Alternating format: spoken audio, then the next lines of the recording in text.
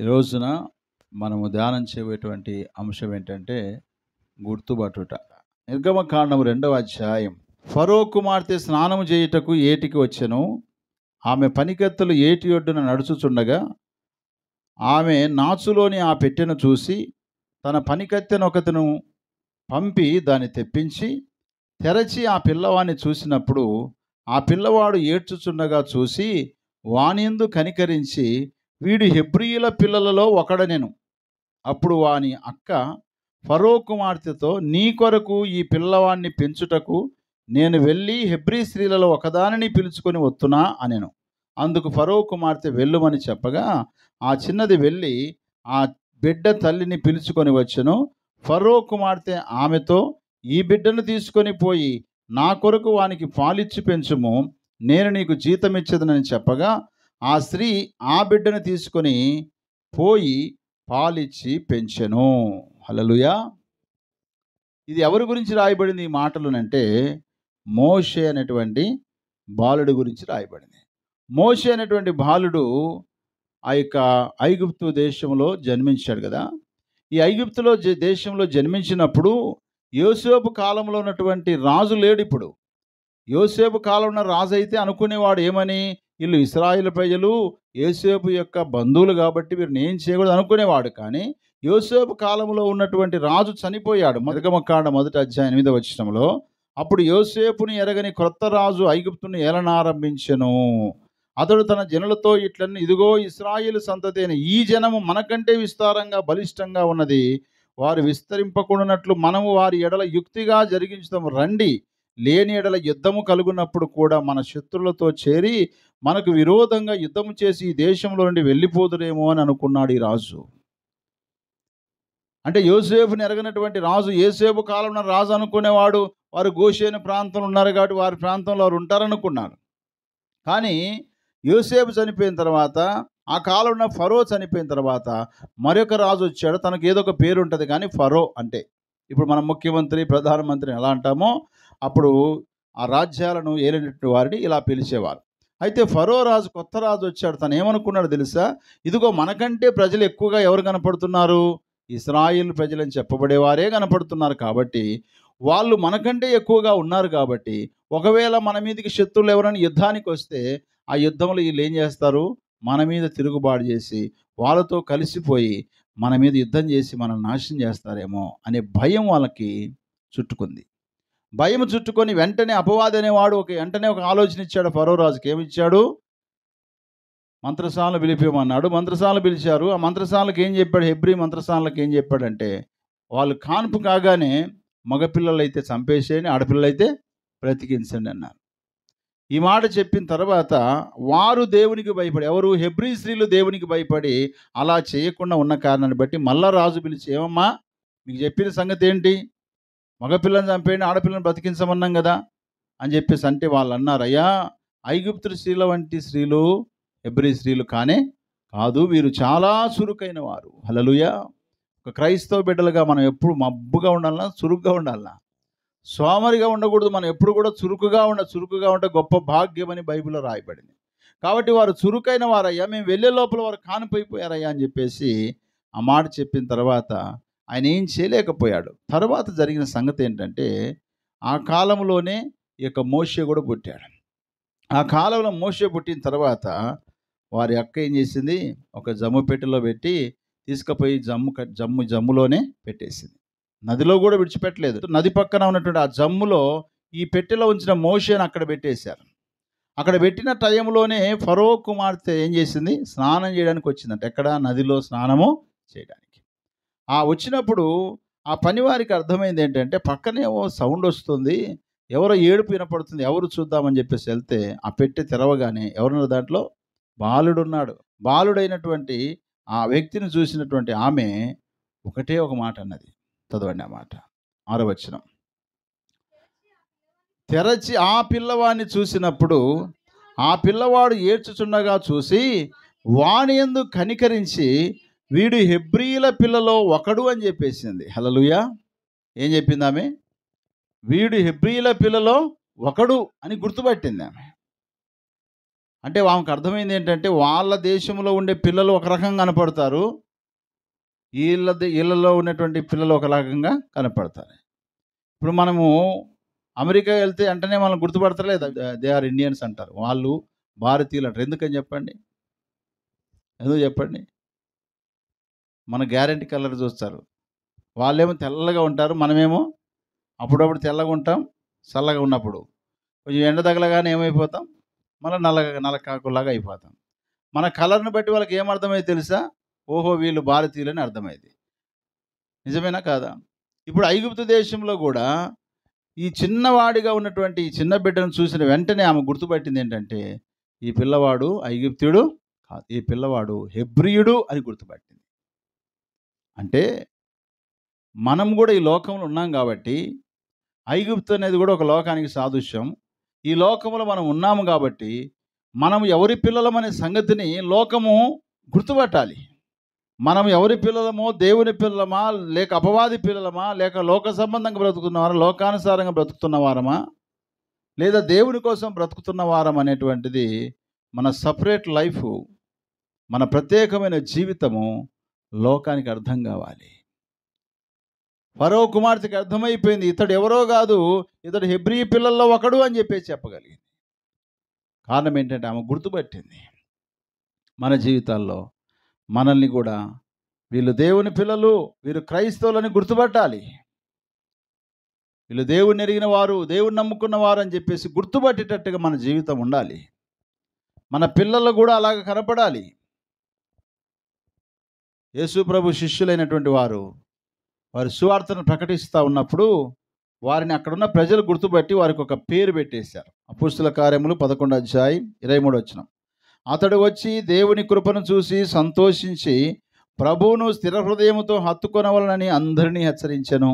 అతడు పరిశుద్ధాత్మతోను విశ్వాసముతో నిండుకొనిన సత్పురుషుడు. బహుజనులు ప్రభు పక్షమున చేరిరి. అంతటా అతడు సౌలును వెతుకుటకు తార్సునకు వెళ్ళి అతన్ని కనుగొని అంతియోక్యకు తోడుకొని వచ్చెను. వారు కలిసి 1 సంవత్సరం అంతయు సంఘములో ఉండి బహుజనములకు వాక్యమును బోధించిరి. మొట్టమొదట అంతియోక్యలో శిష్యులు క్రైస్తవులు అనబడిరంట. హల్లెలూయా. అంటే దేవుని యొక్క సువార్తను ప్రకటిస్తున్నటువంటి దేవుని సేవకుడైన పౌలు గారైతేమి, అలాగే ఆయన కలుసుకున్నటువంటి బర్నబా అయితేమి పరిశుద్ధాత్మ పూర్ణులుగా ఉండి సత్పురుషులుగా ఉండి దేవుని వాక్యాన్ని బోధించినప్పుడు అక్కడ వారందరూ కూడా ప్రభువుని నమ్ముకుంటున్నప్పుడు ఆ అంతియోక్య అయినటువంటి పట్టణము విగ్రహారాధన సంబంధమైన పట్టణం. ఆ అంతియోక్య సంఘములో లేక అంతియోక్య పట్టణములో ఉన్నటువంటి వారందరూ వీళ్ళని చూడగానే ఏమని పేరు పెట్టేశారంట? వీరు క్రైస్తవులని పేరు. అంటే గుర్తుపట్టారు. క్రైస్తవుల్ని మనం గుర్తుపట్టాలి అని చెప్తున్నాను ఈ విషయాన్ని. ఒక క్రైస్తవుడిగా, ఒక క్రైస్తవురాలిగా లోకములో ఉన్న ప్రజలు నేను గుర్తుపట్టకపోతే నువ్వు దేవుని మహిమపరచలేవు. కొంతమంది నేను అనవసరంగా దేవుని నమ్ముకున్నాను, అనవసరంగా లోకం ఉన్నప్పుడే బాగుండేది అని అనుకుంటారు. ఒక దైవజనుడు నాకు ఫోన్ చేశాడు. ఫోన్ చేసి, అయ్యగారు మా సంఘంలో ఒక అమ్మాయి హాస్పిటల్కి వెళ్ళిందట. హాస్పిటల్కి వెళితే వాళ్ళుండి అడిగారంట, మీ పేరు ఏం పేరమ్మా అంటే, నా పేరు మేరీ అని చెప్పిందంట. మేరీ అంటే అర్థం ఏంటి? మేరీ అంటే మరియమ్మ. తెలుగులో మరియమ్మ అంటారు, ఇంగ్లీష్లో మేరీ అంటారు. కాబట్టి నైస్గా ఉన్న మేరీ అంటే. మరియమ్మ అంటే కొంచెం మోట అనిపిస్తుంది కదా. కొంతమంది మరియమ్మలు చాలామంది మేరీ అని పిలిపించుకుంటుంటారు. మంచిది. మేరీ అని చెప్పగానే మీరు క్రైస్తవులా? అట్లయితే మీరు బీసీసీ సర్టిఫికేట్ తీసుకున్నారా?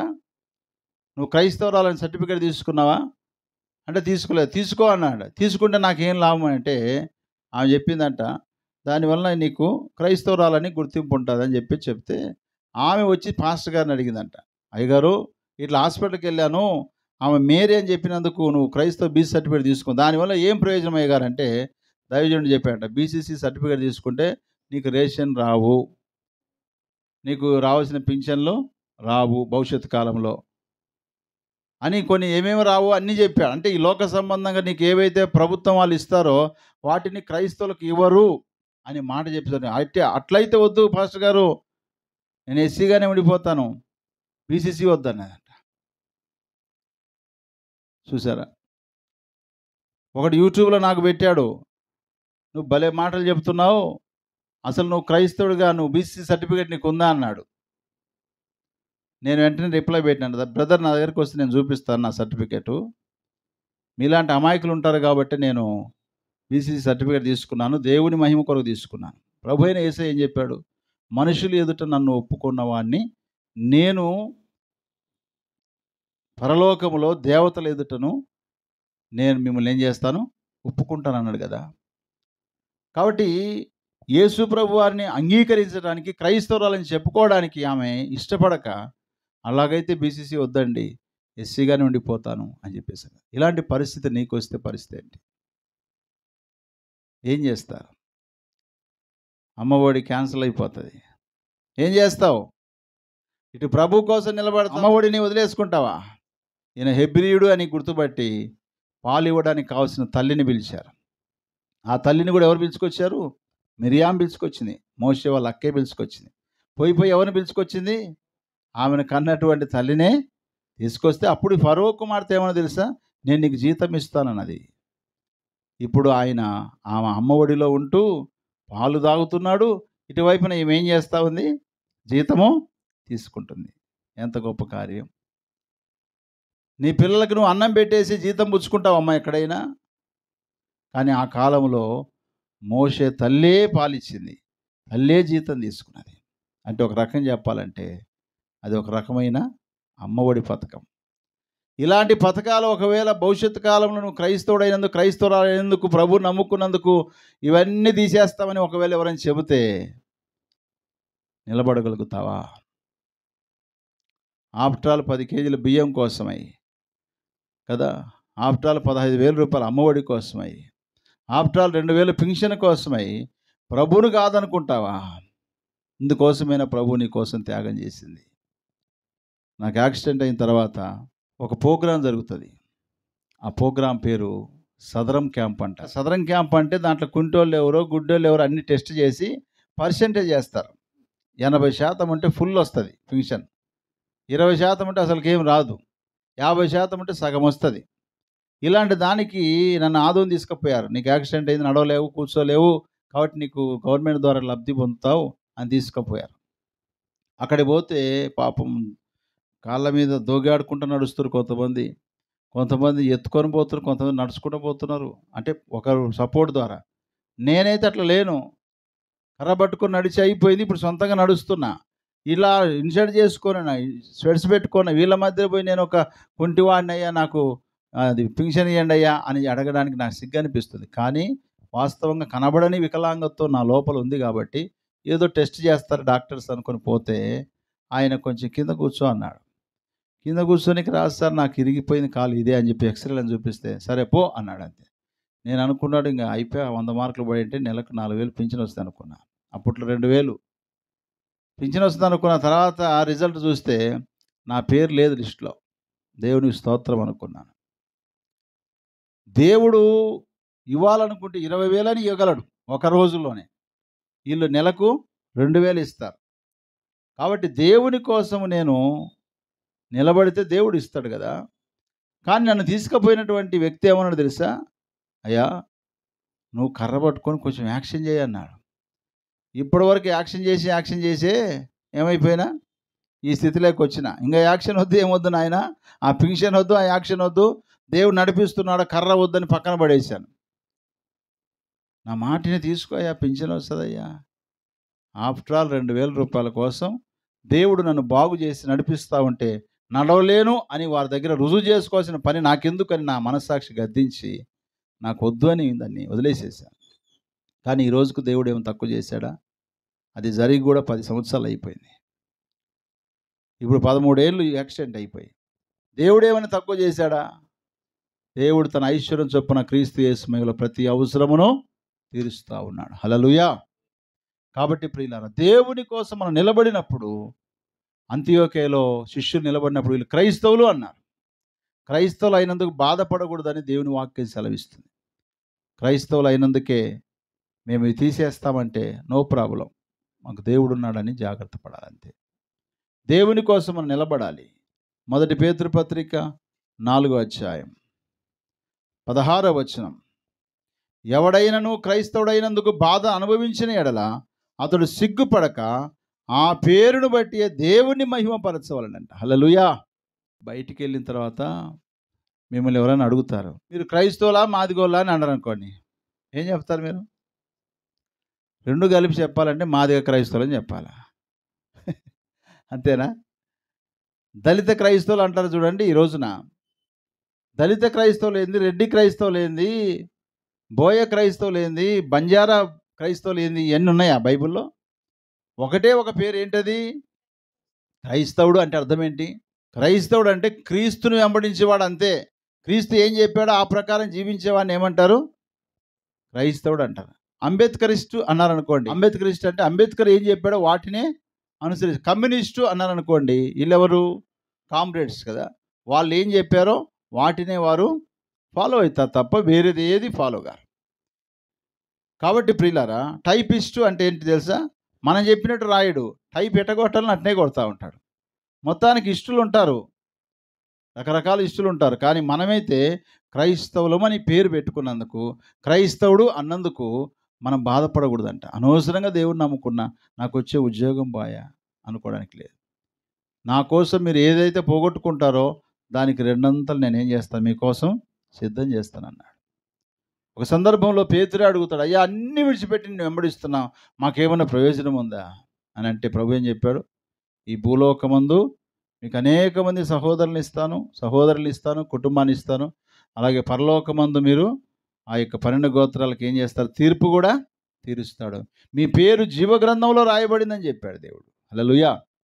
కాబట్టి ప్రియ దేవుని బిడ్డలారా, మనల్ని, మన పిల్లలని లోకం గుర్తించాలి.